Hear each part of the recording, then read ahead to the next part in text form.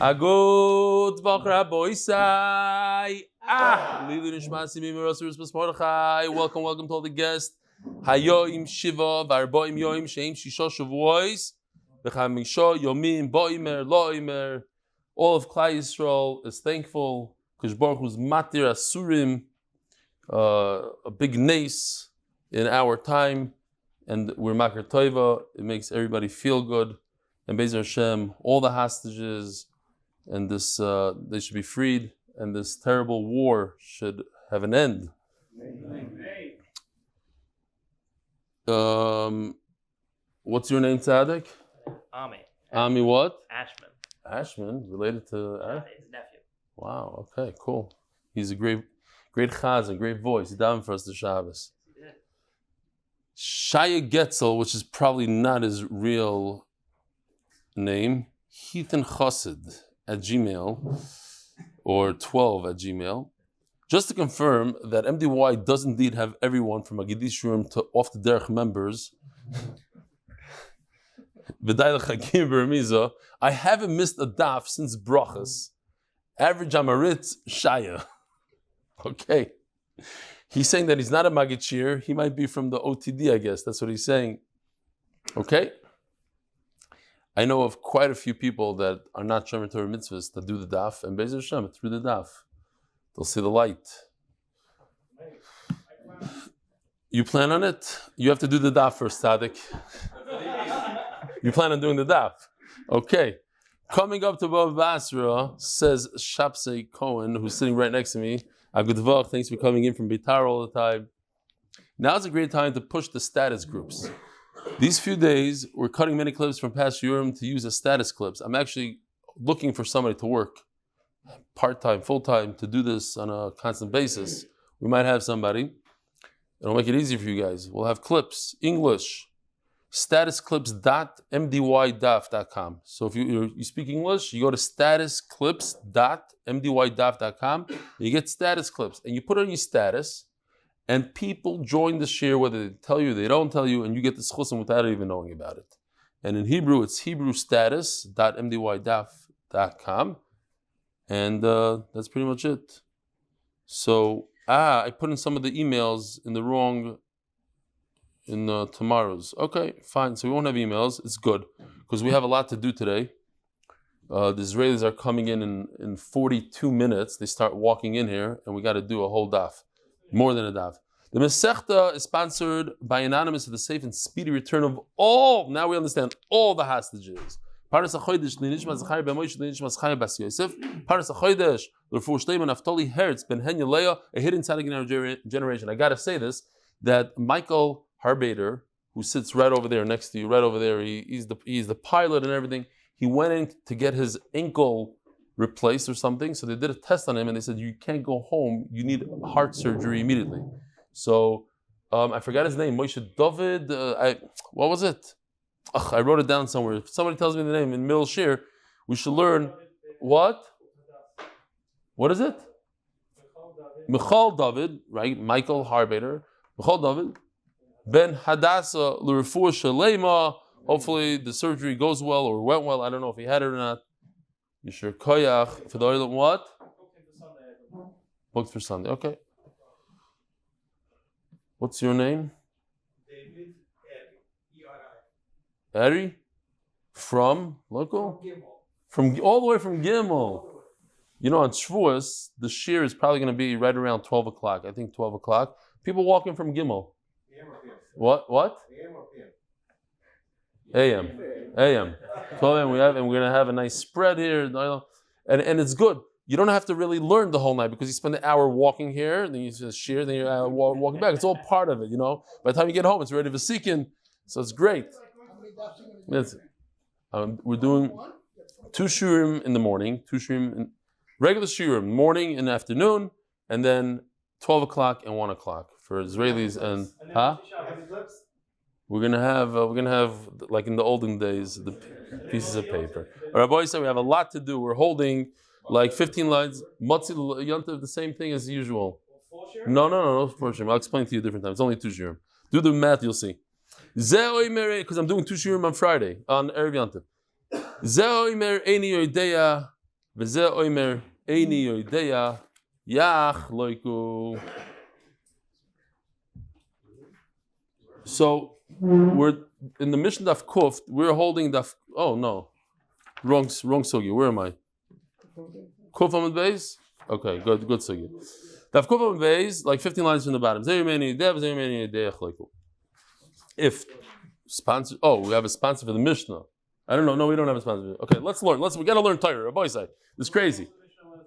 So the famous Mishnah, two people arguing about whether the cow that they did chalipin on, whether she gave birth before the chalipin, after the chalipin, who owns it. We have an argument here. What's going on? Two fields or two slaves, a large slave, a small slave. Okay. Now, then the Mishnah says that if two people don't know, they both don't have a serious claim. They both Shema, we do yachloiku. Says the Gemara, Homani, and when we learned this, I asked in the Mishnah, everybody knew the answer. Homani sumchasi. This is the famous sumchas. Many times we have an inherent suffix. We don't know. Nobody knows.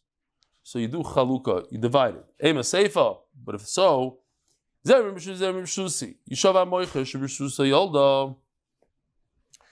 one says, I know it was in my rishos. So what do? The seller has to swear and he gets. That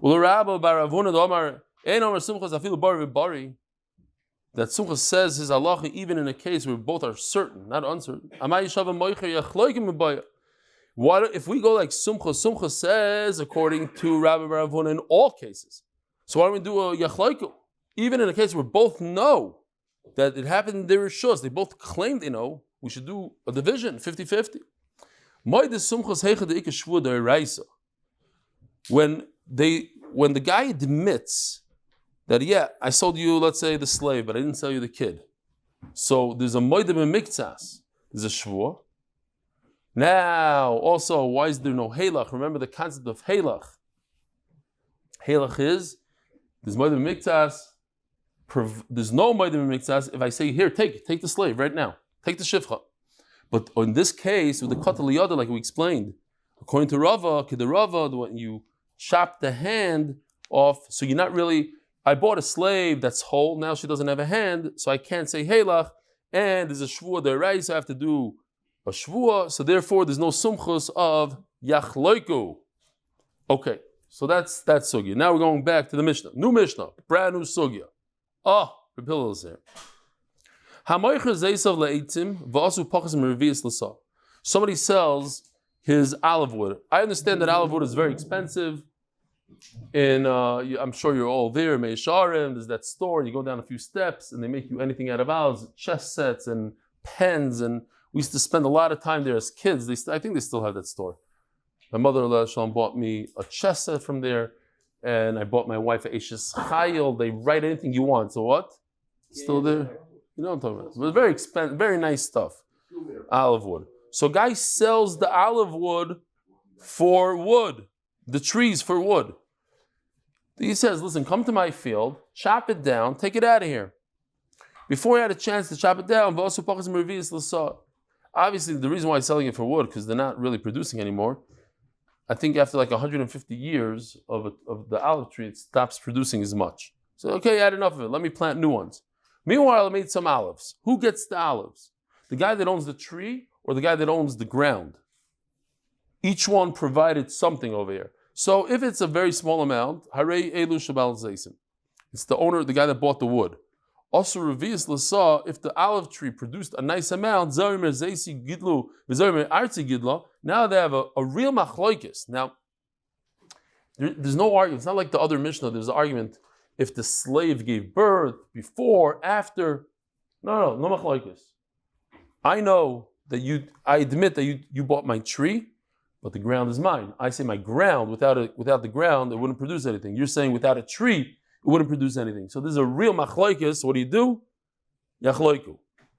This is not a sumchas yachloiku. You know what I'm saying? Sumchas says yachloiku when I don't know what to do. Two people are lying or they just don't know. But over here, everybody knows. It's just a real question in In halacha, what do I do when a tree produces fruit and you own the tree and I own the ground? You know what we do? We do 50-50. Shataf nahar zeisav. What happens when a flood comes? Let's say on the way to Yerushalayim, you could see they plant these olive trees on the mountains. They do like these steps. You look closely, they do like these stones. They make a step, they put a tree. You go up a little bit, a step, tree.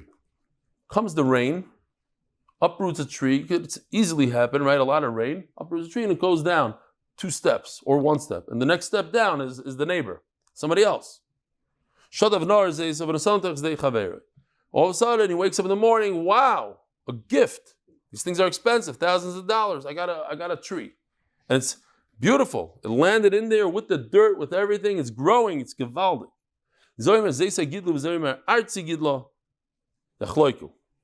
So again, we do a chalukah. Says the Gemara, what's going on in the beginning of the Mishnah when I sell you my olive tree? I told you, come in today and take the wood. So why does the guy that came a month later to take the tree that he's supposed to take down the first day, why does he deserve any olives at all? Is the boys. And if he said come in whenever you want, come in a month, come in 2 months, so then regardless of the produce, it should all go to the guy that bought the tree. He didn't explain, he didn't tell him come today, come tomorrow. He just said, here, how much? I want $100 for the wood, give me $100. So the guy that owns the land and he sold the tree, he doesn't care for a small amount of olives. Revi'is, but once it produces a lot, now they have a fight and he wants half. Or Revi'is Sha'amru, when we said he could get that amount, chutz min ha'itza. He gets, it's the net, okay? Whatever it cost him to take it off the tree and to turn it into oil, all that expense comes off the top. He gets a certain amount, he gets the revi'is. Boys, it's amazing. If you're here sharing the celebration, 100 daf into Bava Metzia. It's unbelievable. We just started Bava Metzia. We're almost done. It's sad. Going through the Babbas like there's nobody's business. Going to the final Baba now, Bava Metzia. 100 daf. We learned so many Yisoidas. Shadaf nar zeisav. We just spoke about, here we even have a picture, if you want to see. Comes a flood, knocks off the olive tree. Now, it planted itself like this. Now, as the Gemara,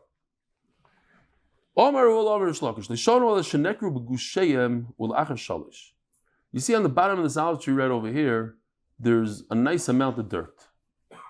So when you have a nice amount of dirt, then you don't have a problem of arla. The first 3 years of a tree, not only you're not permitted to eat it, you don't have any benefit whatsoever. You can't sell the produce at all. So now we get rid of the arla problem. Why? Because it uprooted itself with a lot of dirt, with a gush of dirt. The machlokes in the Rishonim, I think, how much dirt? Is it enough dirt that the tree survives for 2 weeks or 3 months, or whatever it is, or 3 years? I think it has to be enough dirt, according to some, 3 years. That's why if you buy a tree now, let's say you buy an orange tree, you have to start, you have to start all over. The whole arla starts over. Let's say the tree is 25 years old, and you buy a ready-made tree, you plant it in your things, you have to start arla. But you tell the guy, but it has dirt. So he'll tell you, no, dirt doesn't matter. Yeah, what had happened to you? You did something like that? No. Somebody here had a tree like that? No. You, what happened? You bought a tree and they said you have to start all over.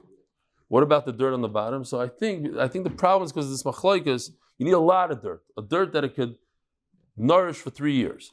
Okay, but that's not what we're talking about. We're talking about, when is there a chalukah? When do you do 50-50? So the Gemara starts off saying, we're talking about after 3 years. The first 3 years, there's no splitting. Why? The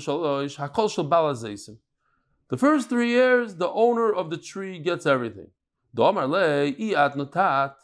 we have the owner of the tree, and his tree slips off the mountain, goes into somebody else's field, and they split. Says in the first 3 years, the owner of the tree gets all the produce. Now, Reb Eli, I have a question for the Oilam. I should have asked you in the beginning of this year. This is a very important question. Think about this nice and hard. In what order does it go? We're very into Yishuv Eretz Yisrael. A lot of us made Aliyah. Very difficult. We left America, Chutz La'aretz, South Africa, whatever. We came here to Eretz Yisrael. Whatever it is. Some people were born here. Question. What's the biggest mitzvah? 2. A. Plant wheat in Eretz Yisrael. B. Plant a tree in Eretz Yisrael. Or C. Build a house in Eretz Yisrael. I know what a lot of you are thinking. You might be wrong. What do you think? No? Tree is the number one mitzvah? What about house? They're coming from the real estate guy. House. House. Most people think it's a house. Most people next to me think it's a tree. Silly. What about planting wheat? Chita, lechem. No? So put it in order then. For 1,000 points, put it in order.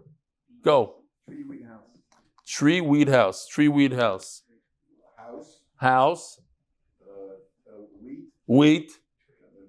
You got it backwards, my friend. And you got it wrong. What it is, it's tree, house, wheat. That's hard. Tree, house, wheat. Impossible to get. That's worth 1,000 points at least, something like that. You don't have a house, where can you plant the tree? You want? Should I figure it out for you? They're selling lots everywhere. What do you mean? I go to your house. I offer you $1,000 for a little 1x1, and I'll plant a tree there. Says Gemara. So the guy says, "Wait a minute. Why do you get the first 3 years? That makes no sense." If I would have done it myself, after 3 years, I don't need you. What do I need you for? I'm going to wait 3 years now. If I'm waiting 3 years, I could just plant my own thing. Ella, so the Gemara says, you're right. No, let's flip it around. He also Rav and Amar Rishlakish. Well, this whole thing is like this. Yeah, it was uprooted when there's a lot of dirt on the bottom, and the whole shaila is the whole machloik, not machloik, is yachloiku, is during the first 3 years. The guy that got a free tree that had slipped into his land, he gets the whole thing. Let me ask you something. Why don't you just take the tree out of there? Go into the guy's field and grab your tree back. Your tree fell out of your land and grab it back.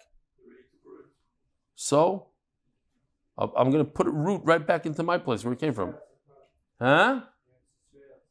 It's a problem, Israel. Okay, I hear it.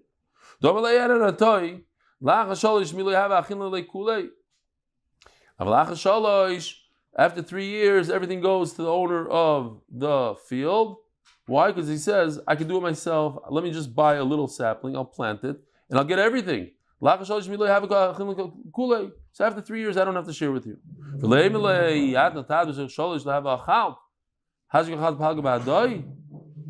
If you would plant, the first 3 years you wouldn't get anything. Why? First 3 years we have a problem of Arla. So you wouldn't get anything. So now I'm helping you. You're getting a mature tree.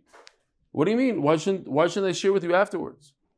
You share it. You're getting fruit now, so share with the fruit afterwards.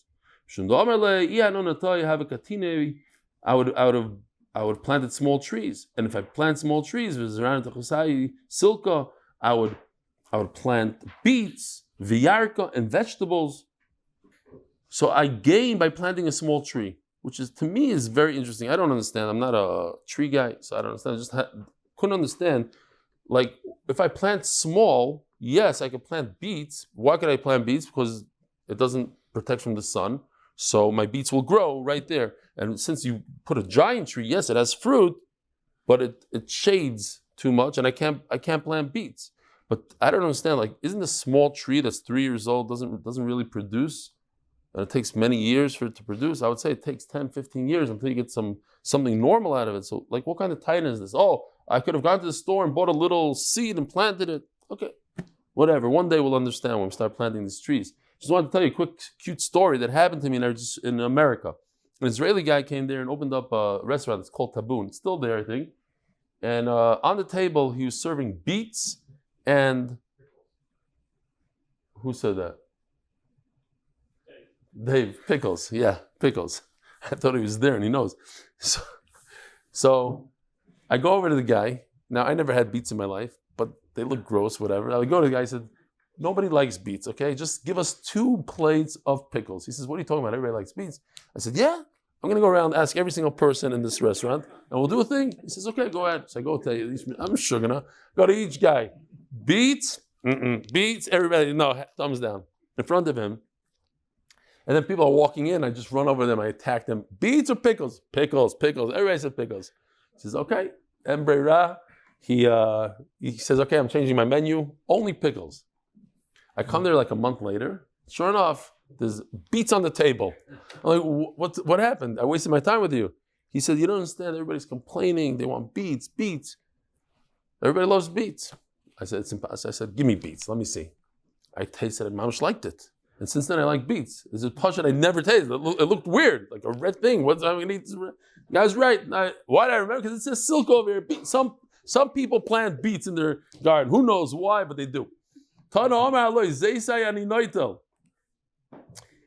in the day, before I was Makachir, I was Mshigi, walk over to everything. It was normal to me. Oh, I don't want to look who that was, but okay, I'll take it. Omar, hello, Zeisayani Noitel. The guy says, I want to take my tree back. Ein shoymim loy. You don't listen to him. I want my tree. What do you mean you want? It's a normal time. My tree slipped down in the rain. I want my tree. No. So Tais says, yeah, you don't listen to him, but you give him, you have to pay for it. You have to pay whatever the value is. My timer. Or Rabbi Yochanan, listen to this. Or Rabbi Yochanan, Yishuv Eretz Yisrael. We're talking about Yishuv Eretz Yisrael. It's halacha Yishuv Eretz Yisrael. You get a free tree, it slips into your yard, you get to keep it. Why? It doesn't make sense to us. But you have to take something that doesn't really make sense, so you can go, Yishuv Eretz Yisrael. Okay. Omer Yirmiyah, Kigoin Da, Tzricha Rabba. To say a halach like that, you need to be great. You can't just say a halach like that. So, because he said this line, we see a whole sugya that's not even, there's no connection to Bava Metzia. But at the end, we're going to say those 4 words. To say halacha like that, you need to be great. Not awesome. And that's the style of the Gemara. We jump from sugya to sugya, halacha to halacha. Not awesome. Rabbi Yehuda Omer, Hamakabel Sodei Zdei Avoisav Min Anochri Givaldik halacha. If you do a deal with a guy, the deal is I'm going to do. Here, let me see. Oh, he took it out. We'll go here, okay? I'm doing a deal with a guy. The guy on the left is a Jew. The guy on the right is a guy. The guy says, I'll do 50-50. I'm going to work the field. You'll get 50%. I get 50%. Kabalanos. I'm a Kabbalan. Now, typically speaking, the Jew has to give Trumas and Maisrus from his share. So, for every 100 fruit, you have to take, let's say 100, you have to take 22 fruit and give them to the Kayan and the Levi and to yourself, to Yerushalayim. Write it out, you want to do the math. You do 2 fruit, 2 for Truma, approximately 10 to the Levi, and approximately 10 for Meiser Sheni or Meiser Oni. It's 22 fruit, okay? Approximately 21, 22. The Gemara tells us amazing halacha over here. You have to take care of the guy's fruit as well. So if you had 50 fruit, how much would you have to give? 11. 22 for 100. 11 fruit if you only get 50 fruit, yeah? You have to give 22% for Trumas. That's how much it costs you. 22% for Trumas and Meisers. How much is 22% of 50? 11. Says the Gemara, no, you have to give 22 fruit for the guy also. You have to pay for the guy's Trumas and Meisers. A total of 22 out of 50. What are you left with? 28. Okay, let's see inside. End of the story. Let's see inside. Let's see the chart for a second, just to see how he did it. I asked him to change the chart tonight, so he did it. It's 11 from here. It really should be 11 from there, but instead of 11 from there, he pays his 11. So 22 comes out of the Jew from the left side, and he gets, instead of coming home with 39, he comes home with 28. Tremendous loss. So the Gemara says, Avru, Ma'izdi Avois of Eretz Yisrael. The Gemara understood that he bought a field that's from Avram Avinu. He bought it in Eretz Yisrael, not from his own father. Interesting that in Tafresh Tzadik Zayin, there was a certain congressional hearing, whatever, where the Israeli government was there and the Arabs sent in and the Israelis decided that they want to divide up Eretz Yisrael and this and that. They're going to give the Arabs that. So one of the Arabs got up and said, Mechates, who told you that Israel, that Eretz Yisrael is yours? So he pulled out a Tanakh, Ben Gurion pulled out a Tanakh. He says, it says over here that HaKadosh Baruch Hu gave Eretz Yisrael to the Jews. So Ahmad Shukiri got up and he screamed at him. He said, oh, the Tanakh. Tanakh also says you're not allowed to drive in Shabbos. Oh, he didn't know what to do. But anyway, that's the Ma'aseh. But Avram Avinu, it was his land. So we're buying back from that land. Says Gemara, a guy doesn't have the right to buy property and get rid of the Trumas and Maisros. He's chayv to give Trumas and Maisros. So why is the Jew responsible in this case? Because he did a deal with him to do 50-50. We're going to be in a new parak in 2 days called Parak HaMekabel. And over there it talks about these in Yonim. A choicher is somebody that says, for every 100 fruit, I'm giving you a certain amount. Oh, I'm sorry, I'm paying you, not every certain amount of fruit. I'm paying you a certain amount to do this. I don't care how many fruit I have. Okay? So I'm giving you 100 pounds of fruit regardless of the produce. I don't care how much, even if nothing comes out, I give you X amount. So if you do that deal, you are considered an owner. You're an owner. And an owner has to pay for everything. A guy can't get rid of the chiyuv of Trumas and Maisros. You're an owner, so you have to pay for everything. So regardless, he has to pay. He's just getting rid of a chayv that he has. So too, this guy who made a deal with him 50-50, he's like paying back a loan. We're just trying to get to the last line here. So Rav Kanan says to Rav Papi, or he said to Rav Zvid, if a guy does this 50-50 with a guy who stole the land from him, a bad guy, against the rules, he grabbed his land and he tried to make a deal with the guy, then he has to do Meiser. So he asks, why do you have to say that the guy stole it? What if the guy bought it nicely? Since a guy can't get rid of the chiyuv of Trumas and Maisros, you have to take care of him, of his share. You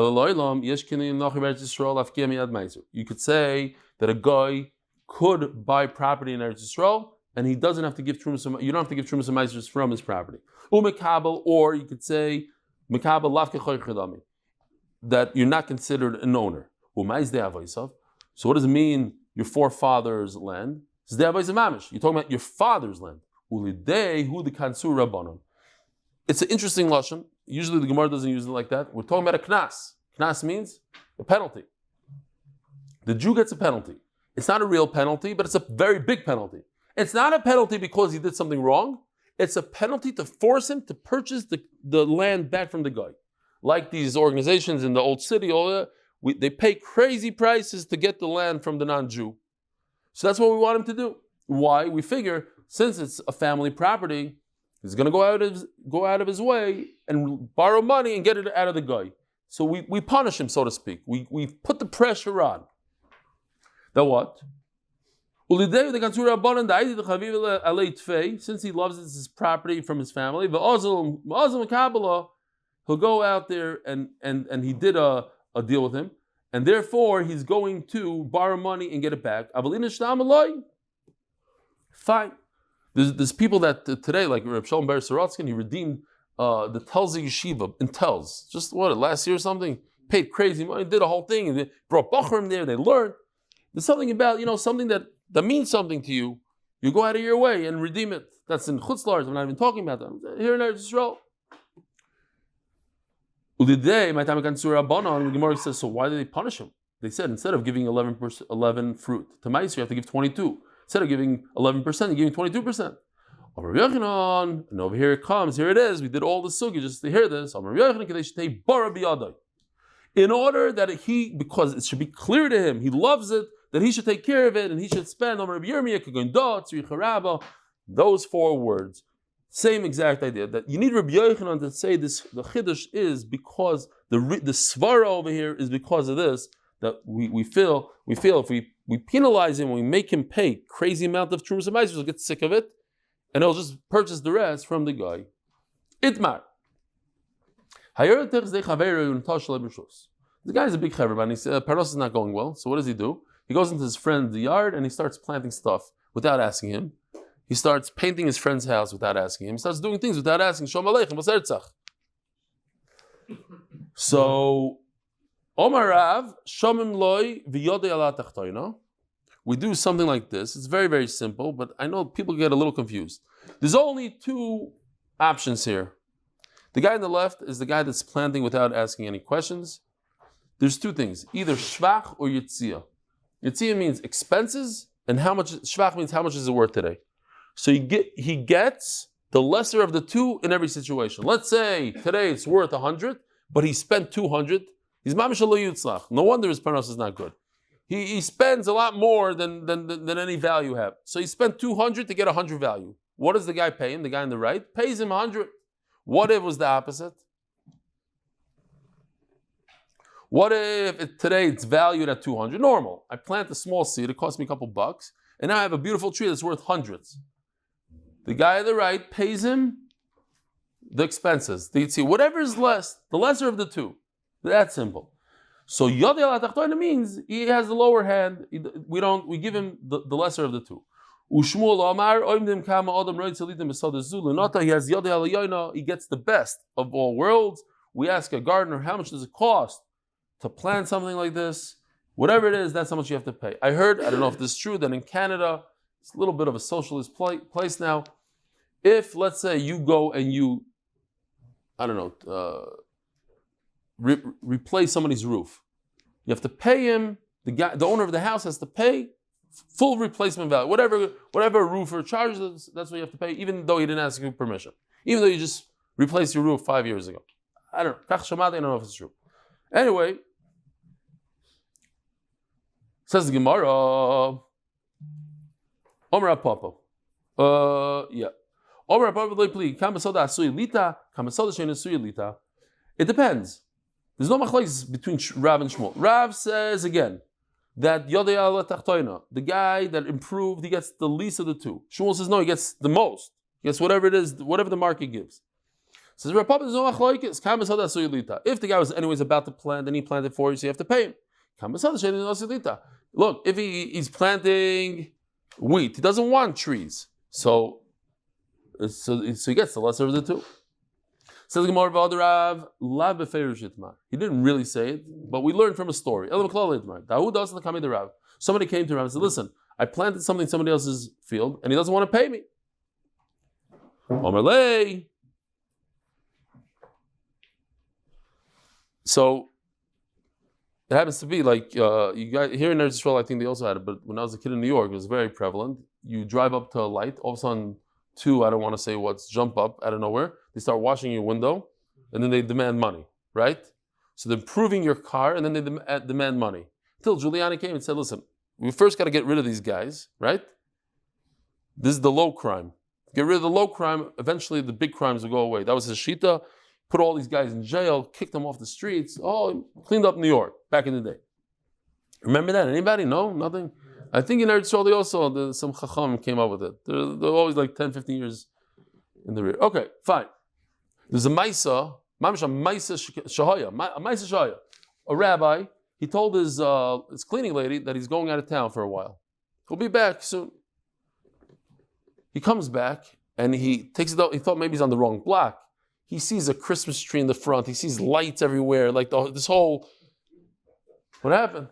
So his cleaning lady said, "Oh, I know the rabbi was coming home late. He wouldn't have a chance to put up the Christmas tree and everything. So I went out. I bought it for him. And you're improving your friend's house without reshus." So I explained to her, "Listen, it's not really. I really appreciate it, but After you could take it down. Yeah. Zil shumlei. He says, let's figure out the lesser of the two. The shevach, the itzah, whatever is less. But I don't want the trees. Fine, give him the less of the two. But I don't want, the owner of the field says, but I don't want trees. I was thinking about planting tulips over there, not trees. Okay, fine, so Rav didn't say anything. Okay, so then nothing. The gadra, all of a sudden, this guy's he puts up a tower, he gets security, then nobody should touch his trees. Oh, you like your tree? You're putting a fence there. Now you showed me that you really want it. So in that case, you see that Rav doesn't argue. Rav says, if you want it, then Yoda al Yoina. You don't want it, then Yoda al Tachtoina. Itmar. Interesting. You go into somebody's place, go into somebody's house. It's a little bit of a dilapidated home. You go in there, you start fixing it up. New drywall, paint, the whole thing. Now, the guy's not happy about it. He starts giving you a hard time. Okay, you don't want it? I'll take everything out. I told the guy, Maisa, I had one of the hardest houses I ever had to sell. Was in a nice neighborhood in Chicago. It was like a mansion. Beautiful, beautiful, brand new home. When the real estate in America crashed, so you could pick up these metzias. And I was looking for metzias. That's what I was doing all day. I bought like 100 houses then. So it was one of the nicest ones I bought. Gorgeous, gorgeous house. I come in there, and the hardwood floors, beautiful hardwood floors, the guy that put them in, I'm assuming, took a saw and went back and forth in the whole floor, just cut the floor everywhere, and then he flooded the house. So the water went into the cuts and popped the wood. All the wood was, bloated and everything. So I was a renovator guy. I'm looking at it. It's okay, no problem. I'm going to call a company, and we're going to take out all the wood that's cut, and we're going to fill it in, and then we're going to sand it, and nobody will know that it was ever destroyed like that. But the problem was that, and then there's other stuff in the house that the guy obviously didn't pay anybody, and it went to foreclosure, and I bought it from the bank. So there's like little things that are so annoying, like the guy that put the windows in took windows out, and this guy took that. Okay, put it together. Now I had a great house, and I had to sell it, but it was the terrible market. Trying to sell, and the guy, okay, finally, Baruch H-shem, we found a buyer. The day of the closing, backs out. Stat, couldn't find it. Looking again, months, finally find the guy. Right before, backs out. So what's going on there? It happened 3 times. Never in my life did it ever happen. I don't even remember somebody backing out, period. This house, 3 guys, 3 separate people. When it was finally sold it, I made a little money on it. And I remember I was so overwhelmed with like emotion, like, wow, Baruch Hashem, because I thought it was all over. Like, doesn't make sense. A mansion. Nobody wants to buy a mansion with it. I got on a plane. I went to Eretz Yisrael.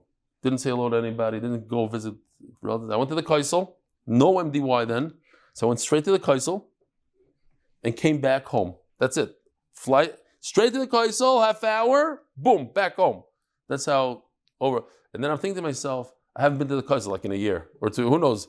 Maybe the last time I went, it was by his Hanachas Tefillin or something. Chaval. We live here and we don't appreciate. And actually, I want to read an email from a guy that said that he doesn't plan on coming to the Kaisel. He plans coming straight here for writing Sefer Torah after in July 26th or something. Probably not going to be here. We'll read the email and see what it is. Okay. Zog the Gemara. Oh, now that we have 5 minutes to do Amud Aleph and Amud Beis.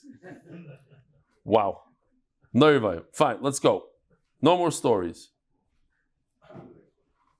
Where was I? I want everything. He's allowed to take the wood. He's not allowed to take anything out of there.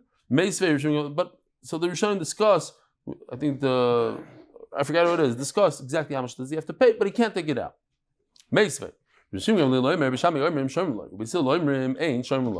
So when you say Ein Shomer Loi, Rav Sheshes says Ein Shomer Loi, he lines up with Beis Hillel. Rav Nachman, who says Shomer Loi, he lines up with Beis Shammai. That's terrible.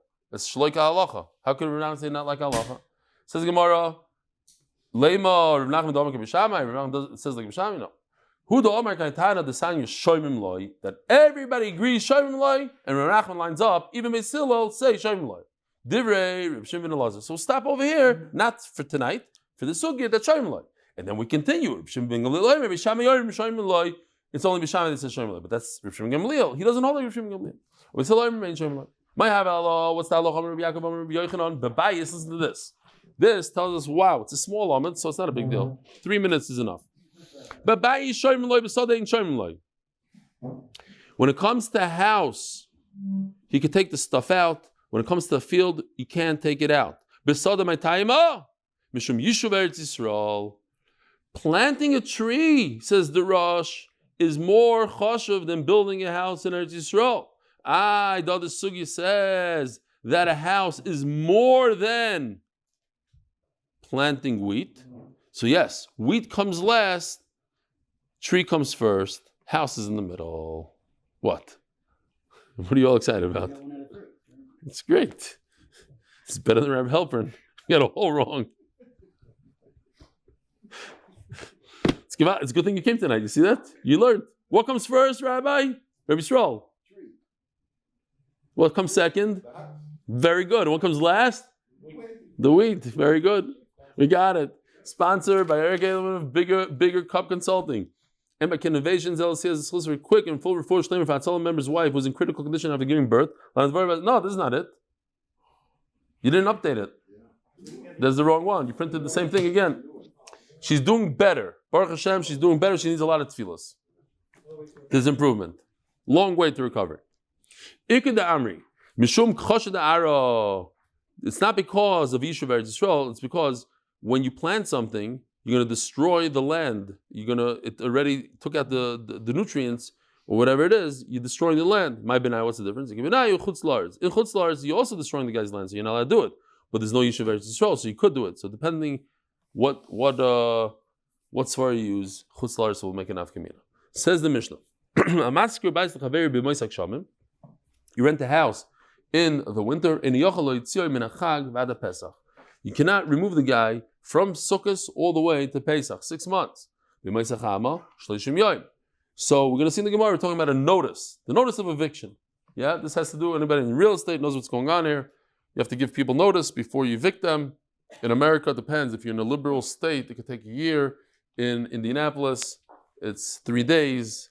And the cops come, they chuck the guy out, it's gewaldig. So, yeah, I'm not going to tell you, okay, we don't have time for mices now. Says the Gemara, Ubekrachim, echad yimei chama. Now we're going to see that part of the reason is you can't really find a place to live. And it's really in the Gemara, but I'll say it now so I don't forget. Here in Bet Shemesh, for instance, it's almost impossible to find a smaller apartment now. The right, the small, the 2-3 rooms are not available. So young people that don't have children, they can't find places. They live in parking lots. Homeless. No, H-shem. And if you live in a big city, you have to give the guy, as the Gemara is going to explain, you have to give him 12 months notice. Because it's very hard to find a place. And a store, even a small place, large place. Why? Because if you kick the guy out, he has all these people that own money, you're not going to find him. He's going to lose all this money. If it's a bakery, you want to see, here's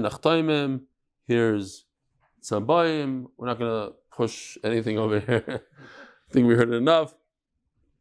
If it's a dye store, again, so there's a lot of credit going on there, and the guy needs 3 years to move. Says the Gemara, when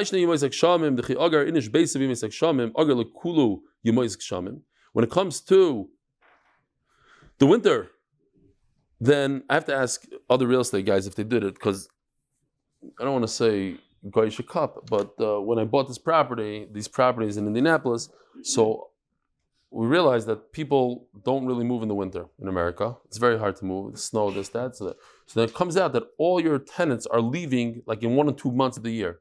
So you have a large property, hundreds of apartments, you're going to have 200 people leave in 1 month. And how are you going to fill them up in 2 months? Oh, I don't know. It's crazy. So I came up with a chap, yeshiva bacher chap, is like instead of doing these leases for 12 months, I did 13 months, 14 months. So they done, but then you can't raise the rents after 12 months. Yeah, but at least I don't have 200 people leaving in 1 month. I could spread it out more. You're 13 months, so I have to ask more people if they do it. But stam, an idea. Well, let's go weiter. We don't have time for this. So the chiyager inish basic, when you have a lot of apartments, come to me and I'll discuss with you. Chiyager inish basic, you might hachamanami, ask the Gemara, but what's the difference between the summer and the winter? The summer also, the chiyager inish basic, you might say chamagar. When a person rents a place, he wants it for the entire summer. The reason is in the winter, the problem is you can't find a place to live. Nobody's moving out. So if you go out, where are you going to find? So let's see, how does it work?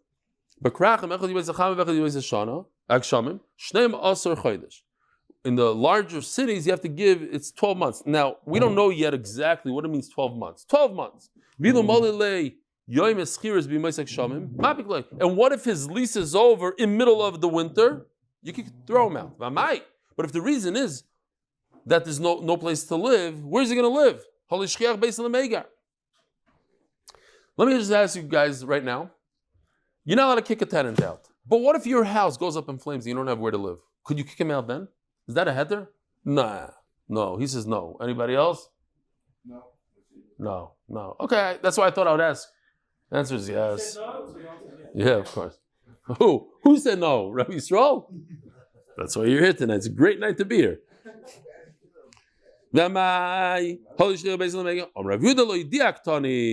No, we're talking about the notice of eviction. If you just rented him a house, and you can't knock him out. You can't throw him out in the street in the middle of the winter. From Sukkot until Pesach. You have to notify him 30 days before Sukkot, which is when? Tesvav Elul. That's referring to, I explained into the Mishnah, referring to the notice, not the kicking out. So you have to give him 30 days before, so it's not winter yet. 30 days before Sukkot, he could find a place to live. And by the way, it goes both ways. When you're going to leave, let's say you have a store, you're renting a store. You can't just tell the guy, oh, here's your keys, I decided to leave tomorrow. That's not fair. The owner doesn't have time to show it and to rent it.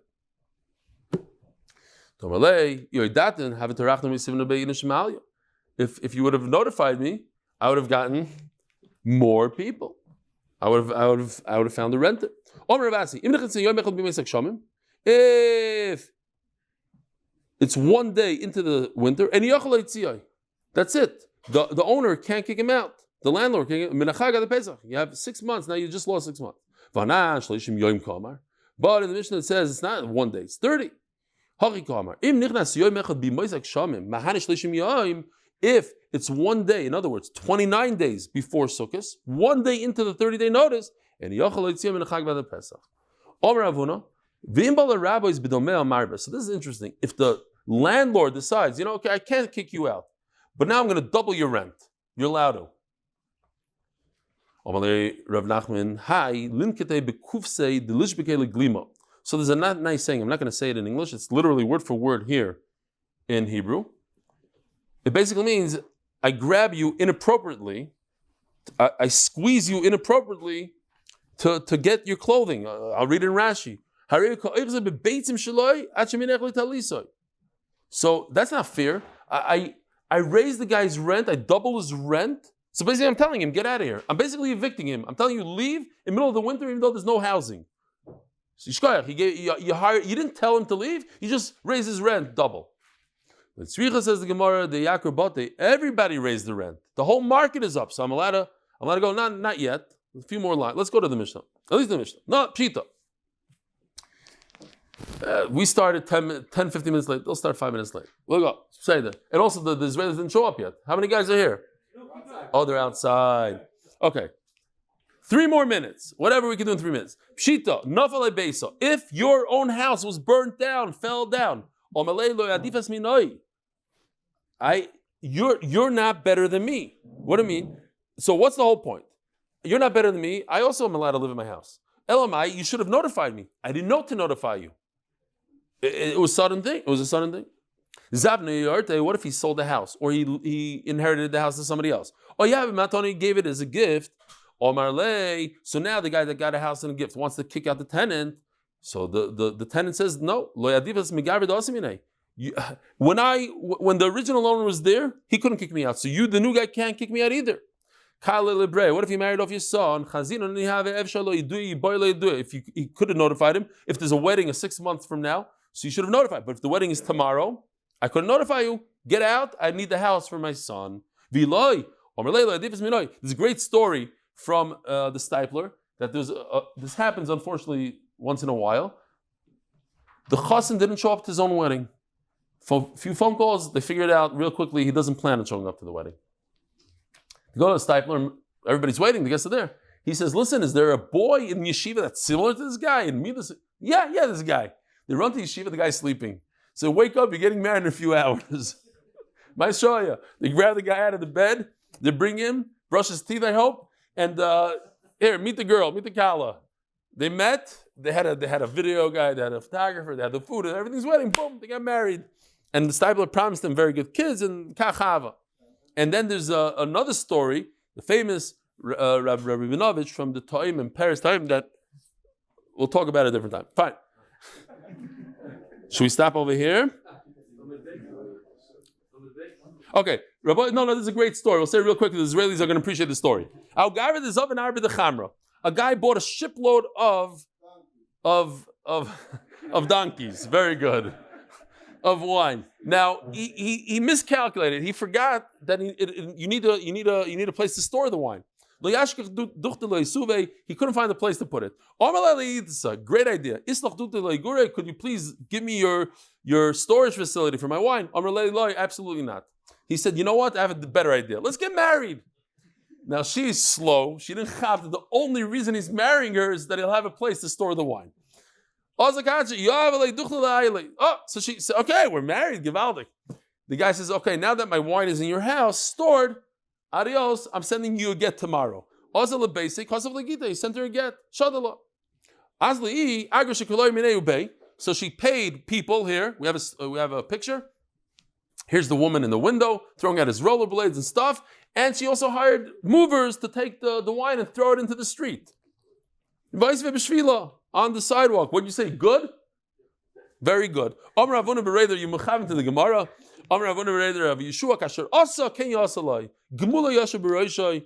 He deserved it.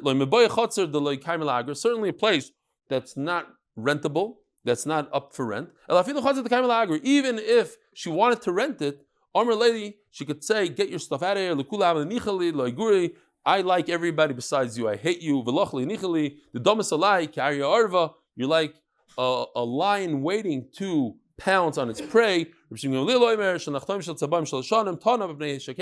explained in the Mishnah, that people owe them a lot of money, so and it takes a long time to collect, so you get 3 years. Rabbi Sai, have a wonderful day.